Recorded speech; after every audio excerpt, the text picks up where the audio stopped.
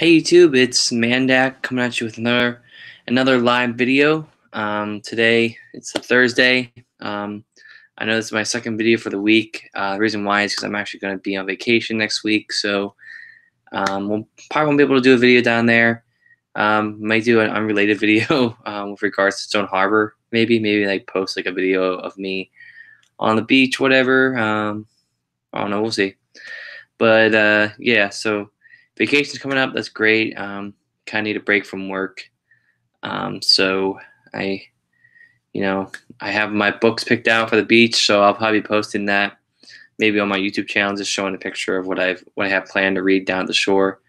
Um, but this video today is just another quick video. I actually skipped the gym today to go to a comic book store because so like I said, next week I'm going to be on vacation. So for the rest of June, I'm not going to be able to really buy comic books. Not really going to buy anything online. At least I don't think so. So for anyone who isn't familiar, I do have 2 months out of the year where I go on hiatus of buying any books. So starting on July 5th, I will be going for a straight month through August 5th without buying a book.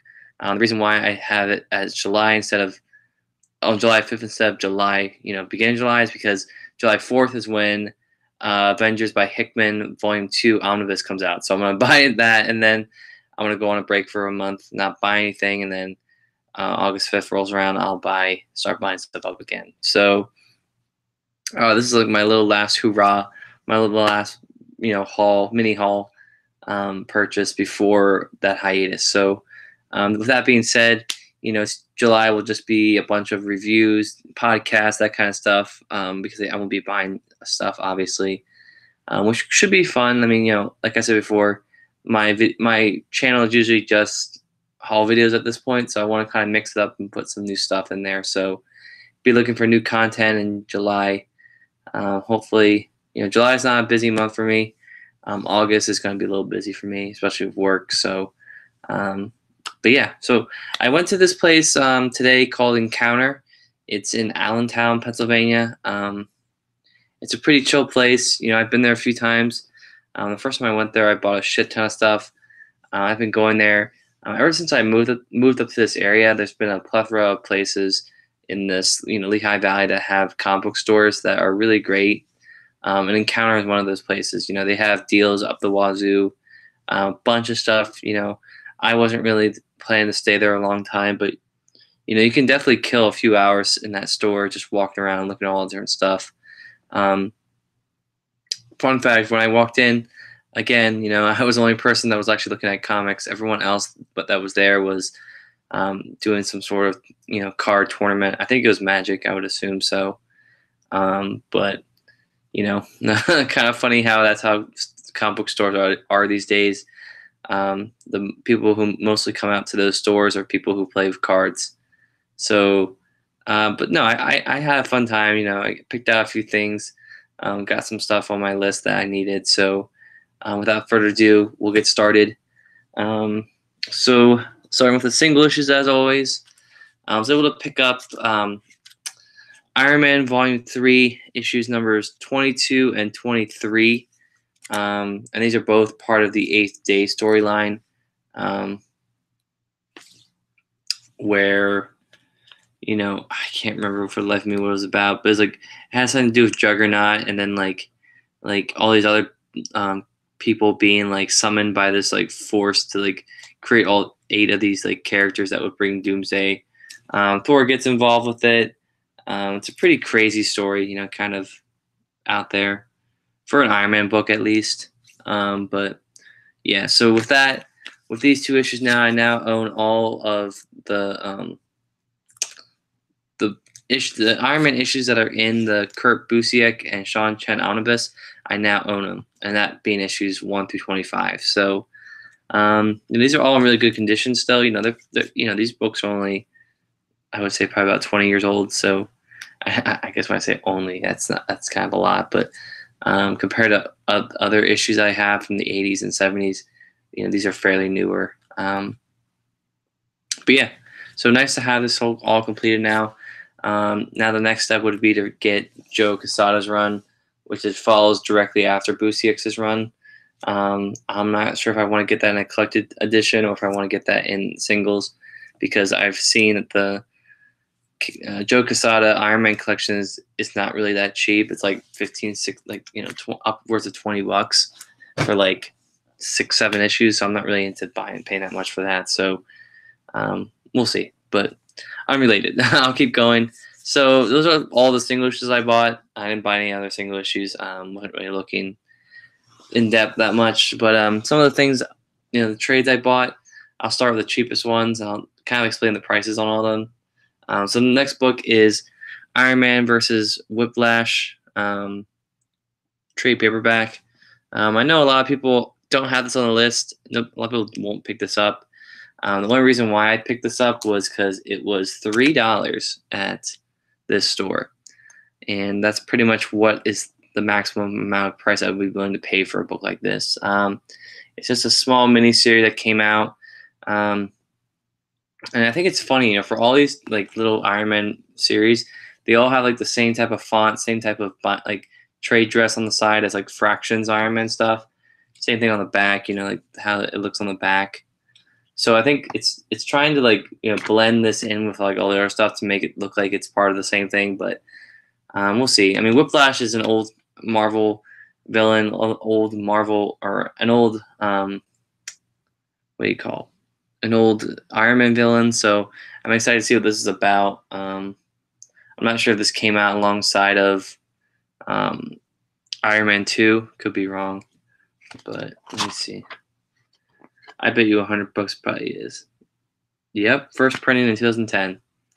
That's when Iron Man 2 came out in 2010, so I don't think that was a coincidence. Anyway, so the next book I got for $3. Ultimate Comics Iron Man, and this was the last book I needed for my Ultimate Iron Man collection, which is very small. You have Ultimate Iron Man 2, Ultimate Iron Man Armor Wars, and then Ultimate Comics Iron Man, which is I think the same, came around at the same time as like Ultimate Comics, like Spider-Man, that kind of stuff, because that's kind of what they did. They kind of like Ultimate was dying out at this point, so they kind of launched it as like Ultimate Comics and then put all these characters on it. Instead of saying like Ultimate Iron Man, it was Ultimate Comics and then the character. So we'll see. Now that I have this whole collection, I can kind of read through it all at once and see what's like.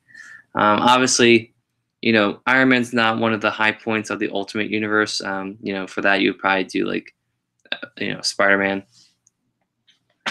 Spider-Man's probably the best one to come out of that whole era of Marvel. Next book is Iron Man: War of the Iron Men, and this collects Marvel Legacy stuff. So I do have a Marvel Legacy book behind me. It's Industrial Revolution, I think it is. So that was actually a pretty cool story. And it's like Tony trying to rebuild this like town with his tech, and then this group threatened to come there and kind of destroy it all. So I thought it was pretty cool. This is the series that comes before it, so I should have read this before I read that, but we'll see. I don't know if this is all tied together, but you can see again. What threw me about this one though is that this same title, the same like cover page, is used on another smaller book that I read, so I thought it was the same thing, but turns out it isn't. This is just generic, I guess, cover to a book that Marvel will use sometimes for Iron Man. So, just another trade that I needed for my Iron Man collection. I'm getting close to having read almost all of Iron Man stuff, so we'll see. So that was $3 as well. All three of those I just showed were $3, so that's why I picked them up. I wasn't willing to pay more, because none of that stuff is stellar. It's just, Iron Man stuff that I'm not obligated to buy because he's my boy. So, yeah. So the last two books here, we have Ultimate Marvel. So same with Ultimate, I guess. Ultimate Marvel Team Up, Volume 3. I have volumes 1 and 2. My friend actually offered me the the complete collection, but I was nervous that I wasn't going to be able to sell the first two team up volumes, so I'd be stuck with two of those and then the complete collection. So I just waited out. I found this for $5. So overall, in total, I think I spent around like $15 maybe for all three volumes, which isn't bad. This collects Ultimate Marvel Team Up 14 through 16, Ultimate Spider-Man Super Special. So kind of a small, like, in terms of contents, not a lot of issues, but the book's pretty thick, so I thought it was worth it. $5, $12.99 cover price. So got that all done now. So for some reason I see my Ultimate Marvel collection kind of increase over the past few months, with Ultimate Spider-Man obviously, but with the Ultimates and all that other stuff. So excited to get back. I'm taking a break from it because I just finished reading all of Ultimate Spider-Man, so I'm taking a little break and gonna go back to that later on. But for right now, I'm just gonna read other stuff. And the last book here, which is what I'm excited for the most, and I picked it up, is the Pulse Complete Collection. So I know I went over my video. I had the Pulse Volume 1, so I will actually take it out right now and let's see. There he is. Got it. So this is what I have right now. I found this for like $5 at a store, so you can still see the price tag on it. But yeah, I'm not gonna keep this. I'm probably gonna sell it. So if anyone's interested online, hit me up. I will sell this for $6. I don't know. But yeah, so I'm probably just gonna try to sell this because now I have the complete collection, which collects all three of the trades that came out for this series. Collects the Pulse numbers 1 to 9 and 11 to 14, and then New Avengers Annual number 1. So probably gonna have some double dipping with the New Avengers Annual, but that's not a big deal. I don't care about that.